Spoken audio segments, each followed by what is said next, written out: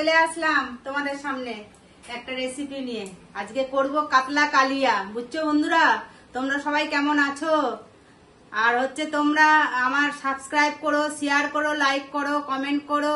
Facebook থেকে দেখলে follow করো, ইউটিউব থেকে সাবস্ক্রাইব করবে আর সম্পূর্ণ ভিডিওটা দেখবে বন্ধুরা। বুঝছো বন্ধুরা? আর বন্ধুরা পুরো সম্পূর্ণ ভিডিওটা দেখবে, নালে বুঝতে পারবে না কিভাবে কাতলা কালিয়াটা বানাচ্ছি আমি। বুঝছো? এই দেখো কাতলা মাছ, দেখেছো?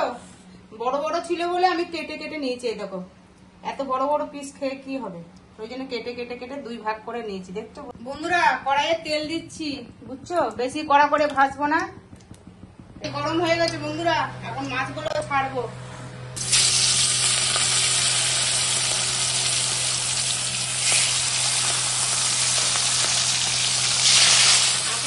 ভেজে নিই বন্ধুরা, দেখো মাছটা সুন্দর করে ভেজে নিয়েছি। তারপরে এখন কড়া ওই তেলের মধ্যেই এখন সম্বার দেবো। দেখো, চারটে এলাচ দিয়েছি, দুটো লবঙ্গ দিয়েছি, দারচিনি দিয়েছি, আর একটা তেজপাতা দু টুকরা করে দিয়েছি। আর একটু ইয়ে দিচ্ছি বন্ধুরা, সাদা জিরা দিলাম। তারপরে এই তেলের মধ্যে পেঁয়াজ দিব।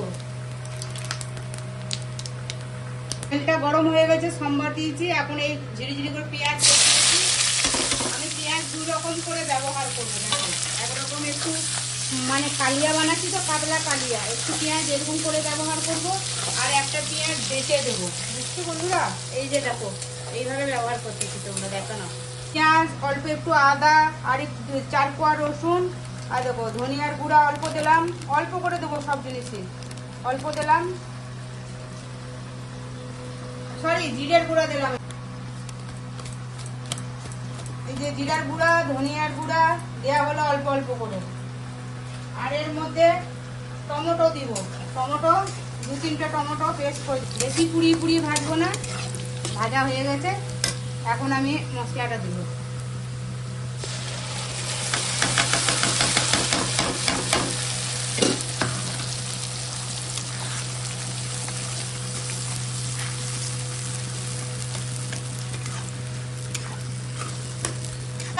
ভিডিওটা পুরো দেখবে, লাইক শেয়ার সাবস্ক্রাইব করবে, আর তোমরা পুরো সম্পূর্ণ ভিডিওটা দেখবে। বুঝছো বন্ধুরা? তোমরা আমাকে আগায় নিয়ে চলো, আর নতুন চ্যানেল তোমরা সাপোর্ট করো, সাবস্ক্রাইব করো, ফলো করো, আর ভিডিওটা সম্পূর্ণভাবে দেখবে। এই দেখো কষাচ্ছি বন্ধুরা। এই দেখো, রঙের জন্য হলুদ দিচ্ছি। কালার না আসলে খেতেও ভালো লাগবে না, ওই জন্য হলুদ দিলাম। আর আর কি দিব বলো তো? লবণ দিচ্ছি, লবণ স্বাদ অনুযায়ী। এই যে লবণ দিচ্ছি। বুঝছো বন্ধুরা? এই দেখো লবণ দিলাম, বেশি লবণ দিব না। বন্ধুরা দেখো, মশলাটা সুন্দর করে কষানো হয়ে গেছে, আর একটু কষবে বন্ধুরা। দেখো মশলা কষে তেল ছেড়ে দিচ্ছি, দেখছো? সুন্দর কষানো হয়ে গেছে।